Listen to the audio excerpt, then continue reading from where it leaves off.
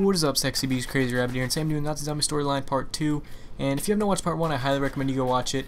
It'll really help you understand what's happening through this video, because during the events that happened on Moon, there are events happening simultaneously at Riese, and those are the events that I'm going to be describing to you guys today, so let's get this shit started.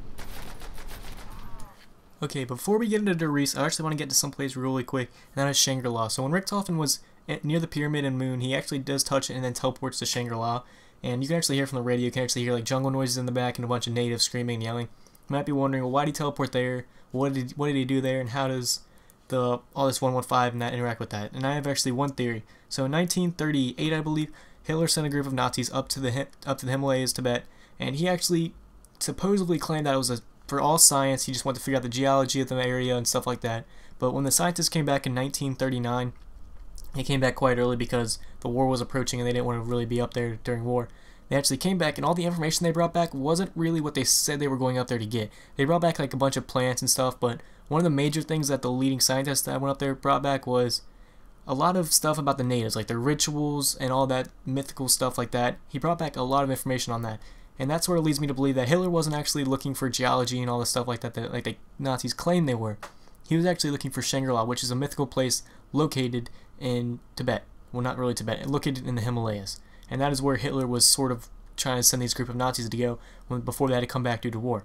Now, Richtofen teleported to Shangri-La, which is located in the Himalayas, in 1940. And when Richtofen got there, my best guess is that he ran into a group of natives came up to him, and they saw that he probably had a Nazi sign on, Nazi swastika somewhere located on him, and they saw that and they remembered that the Nazis were there, because the Nazis weren't really cruel to these Himalayans. They were actually really nice to him, and they actually helped him with a lot of things. So maybe the natives thought of him as like a sort of godlike figure, and that is why they wrote his name on that statue, and that is why Richtofen has all this relevation with Shangri-La. It's because the natives thought he was like a godlike figure, so they allowed him to stay and they pretty much treated him as such. And then Richtofen probably either one, contacted Nazis and got out of there, or two, stayed there and pretty much worked with the teleporter to get him back to Eagle's Nest, which is pretty much where him and Dr. Schuster were working with teleportation. Now, how did the Wonder Weapon get there, which was Maxis's design, is something I can't figure out. My best guess is that Maxis at one point in time had to have gone to Shangri-La.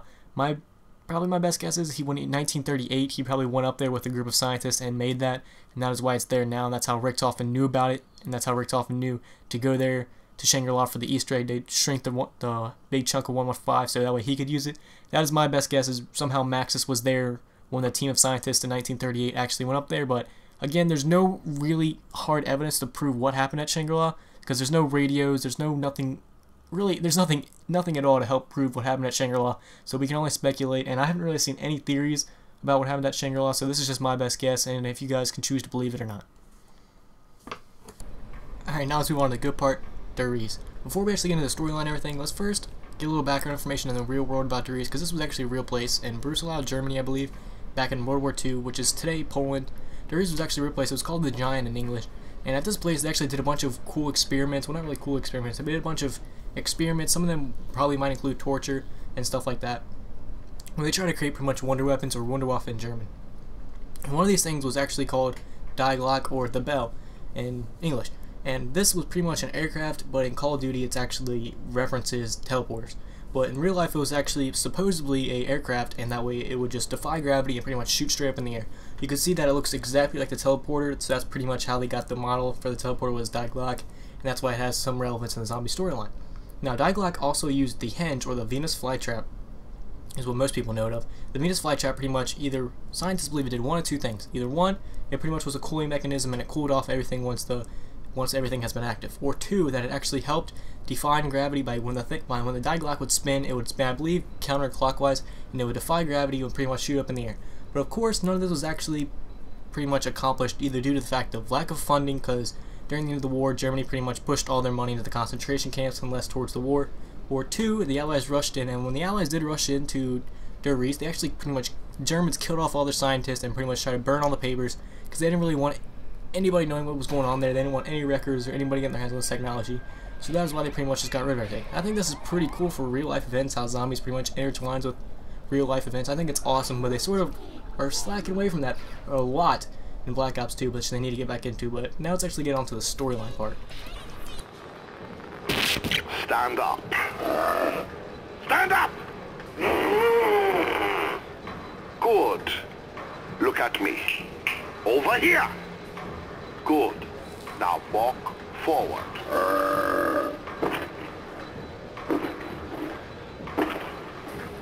Excellent. Further. Keep coming. It's all right. Stay there. Calm down. I order you. Kill it. Bring me another. Alright, so this radio pretty much gives us inside information about what Group 935 was trying to do at Riese, and what they were trying to do was create zombies using 115. Now, in the zombie storyline, 115 can reanimate dead cells, so that's how they pretty much created zombies. And there was actually an event early in the 1900s called the Tunguska event, where a huge meteor came and crashed into the Earth, and in the zombie storyline, this meteor contains a lot of 115, and that's how Group 935 pretty much gets all their sources of 115. And they would use this to create zombies, and they would pretty much give the zombies to the Nazis, that way they could win the war, but of course this never happened because they were unable to control the zombies, because you can't control a zombie because they're mindless. But you have to remember that while Maxis was here on Earth after Riese trying to control the zombies, you have to remember that there was also events happening on Moon with Dr. Grafenschuster trying to figure out how this pyramid works, happening at the same time, and you also have Richtofen sort of doing his own little thing at the beginning, then he eventually joins with Maxis, and then eventually kills him. So after Richtofen gets all of his supplies and makes Dr. Groff the lead scientist on Griffin Station, aka Moon, he comes back to the Siberian base, because Siberian base has some real energy information that he would like to study more about, and he also wants to study the effects of 115 on humans. So that's when he gets his 3 test subjects, Dempsey, Nikolai, and Takio. And if you want to know how he acquired them, links will be in the description. I don't want to put them in this video because I make this video really long, so if you want to know exactly what the role in the story is and how Richtofen acquired them, go watch those videos. I think they're really good. So once Richtofen studies the effects of 115 on humans, he pretty much takes his test subjects back to Riese, and he realizes that they don't turn into zombies like they're supposed to, so they start studying them more. And while Richtofen's at Riese, he also creates the Wunderwaffe DG2, which he shows to Maxis, and he wants Maxis to mass produce this before he pretty much kills him, because Maxis doesn't really know Richtofen's plotting against him. Again, Maxis promises he will, but he eventually doesn't, and I'll let you guys listen to this next radio, and you might get a little inside information of to why. Sophia, this letter is to go to the Reichstag High Command immediately. Gentlemen, it is with the utmost urgency that I draw your attention to the lack of funding being injected into the giant project. While I believe we are close to realizing the ultimate plan, we still have several years of development before it is ready. It would be folly to cut our expenditures so early in our development. As you know, early tests on the DG2 have easily outperformed expectations, and we fully anticipate mass-producing the Wunderwaffe within the next few years. Work on the matter transference has, however, come to a standstill. We simply do not have enough element 115 to continue the experiments. The test subjects have survived teleportation, but are currently unresponsive to commands and cannot be controlled. If we are to overcome this obstacle, we need to increase the frequency and size of the experiment. To this end, I suggest we find not only a regular supply of 115, but that we also find a larger conduit to channel the energy. Our operatives in America have informed us that the U.S. has a large supply of the element at the Nevada base. So time is of the essence if we are to stay ahead of them. This cannot be done if you cut the budget, nor can it be done if you insist on pressuring us into action before we are ready. I am, of course, available for discussion on the matter, but in the meantime, I will continue with the work here and try to win this damned war. Signed, etc., etc., Dr. Maxis. So at this point, Riese is starting to have some problems. One, they're running out of money, and two, they're running out of element 115. And so they asked the Nazis for some more money in element 115, but the Nazis can't really do that because they gotta focus on the war, so that's where they start pushing all their money to the war and also to the final solution. But on the upside, Richtofen has this amazing gun, the Wunderwaffe DG2, and he presents it to Maxis and tells him to pretty much start mass producing this weapon. It's amazing. Maxis says he will, but he eventually doesn't, and the reason for that is because he starts becoming romantically involved with Sophia, his secretary. So after Maxis' wife died, he starts really becoming involved with Sophia and neglects his duties as a Group 935 leader. And that's when Richtofen sort of sees like, alright, we gotta get rid of this guy. He's not even paying attention to what he's supposed to do. I know what's good for this. I want to mass produce my weapon. I pretty much want to be in control of everything. So that's when he really starts planning to kill Dr. Maxis. And you can see over time how Richtofen starts to become crazier and crazier. And in the radio, they briefly mentioned Area 51, and they say Area 51 has a large supply of Element 115. So that pretty much gave us inside information that Area 51 would probably be a new map, which we do get with Moon. It's a place where you start and a place where you pack a punch. And it would probably also explain why there's a lot of zombies at Area 51, but I'll get into that in a new video.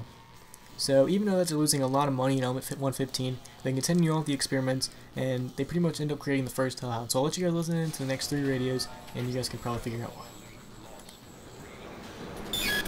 Initiating test number 3. Subject is within the test chamber. Activate power. Oh my God. Do you hold yourself and clean that up?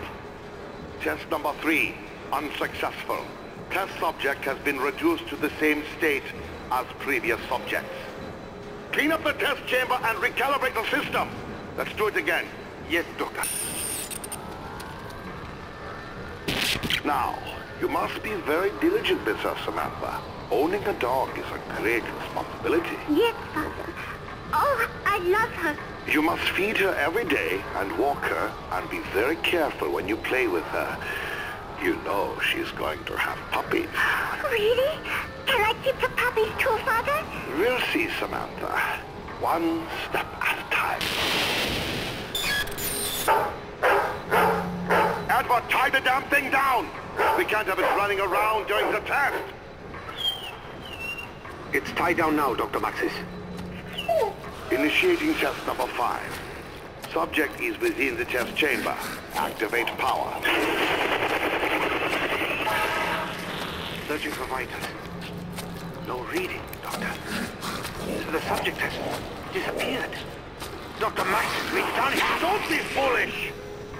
Test number 5 is unsuccessful. Subject has vanished, yes, but has not reappeared at the mainframe. Recalibrate the damn system! Now! Alright, so in the first radio you can hear Dr. Richtofen and Dr. Maxis. Richtofen's still going along with the charade. He doesn't really want Maxis to know what his ultimate goal is. He's going to keep doing this until the pyramid's ready and all the souls are in the tubes. Now in the second radio you can hear Maxis eventually got Samantha a dog. Maybe he did this just to be nice, or maybe he did this because he knew he wanted to try teleportation on it. But the dog was pregnant and going to have puppies. So when he eventually teleports it doesn't reappear at the mainframe, so it's probably in the ether.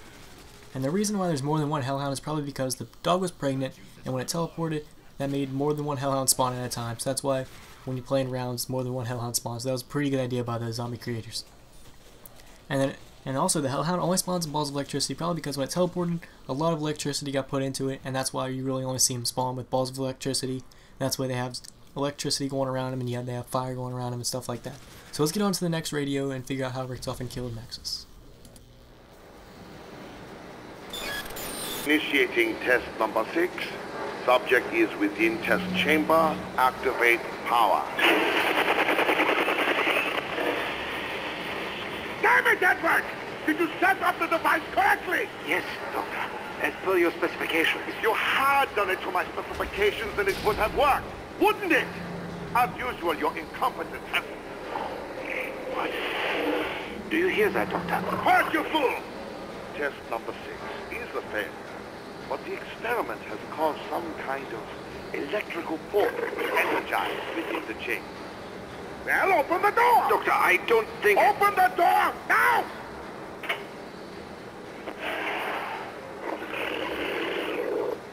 Daddy, what are you doing such work? Damn it, Samantha, I told you never to come in here.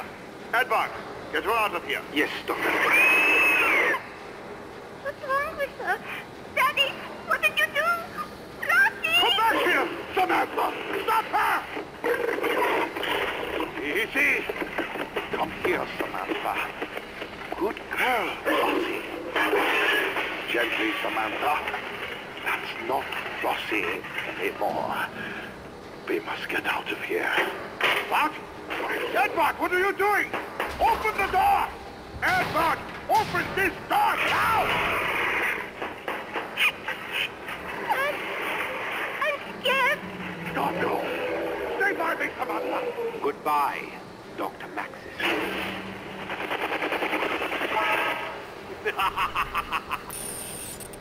So in the beginning of this radio you can hear Dr. Richtofen and Dr. Maxis. They're trying to teleport yet again, And again, another failure. So Maxis starts yelling at Richtofen for not setting the teleport up right. And of course, Richtofen's not setting it up right. He knows how to teleport. He just doesn't want Maxis to figure out how to teleport. And then all of a sudden a Hellhound spawns, and you see Samantha just come in and start screaming Fluffy. And she tries to run to it, but Maxis stops her. And then Richtofen sees a chance to get them both, so he locks them in the teleporter. And I'm not sure who teleports who.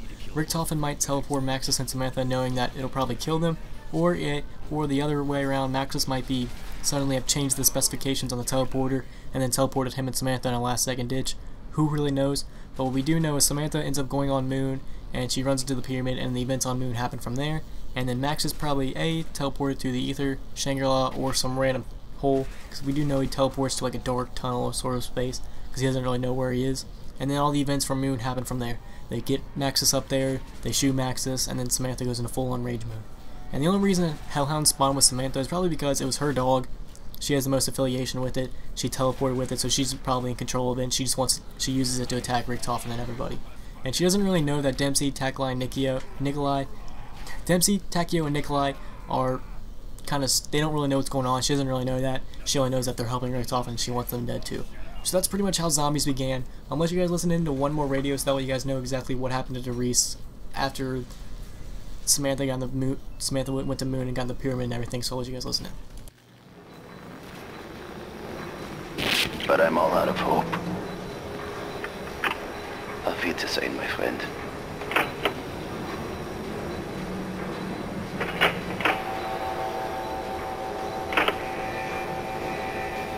Warning, the shield is now active. Damn it! I can't find my pills. Needed materials and report to the barracks. They are coming. I must do what I must do. Is now active. God forgive us all. To destroy the designated materials and report to the barracks. This is not a drill. Warning, the shield is now active. To destroy the designated materials and report to the barracks. This is not a drill. Warning, the shield is now active. Scientists to destroy the designated materials and report to the barracks. This is not a drill. Warning, the shield is now active.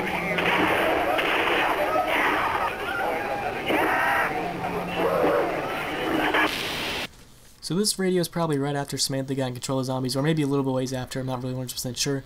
But when zombies first came out, a lot of people thought that Riese got ran over because 115 created too many zombies and they couldn't handle it. But now we know that's not true. Now we know that Samantha's in control of the zombies, and that she told the zombies to go attack Riese because she wants revenge for killing her father. So we know that whoever's in the pyramid can pretty much tell the zombies where to go. That's why the zombies always follow Richtofen, because she wants revenge for what he did to her dad. So that's pretty much it. If you guys can't tell, my voice is going out because I've been recording this for a while, so if you guys could, please leave a like. The next video is probably going to be the events that happened after Moon and Riese. So pretty much after Samantha got in the pyramid, after everyone killed her father, what happens next? What happens to Richtofen? Because I think it's pretty interesting what happens from now, because now we have a lot of time travel, and we have a lot more teleportation involved, so that'd be pretty cool. So if you guys could, please leave a like and subscribe.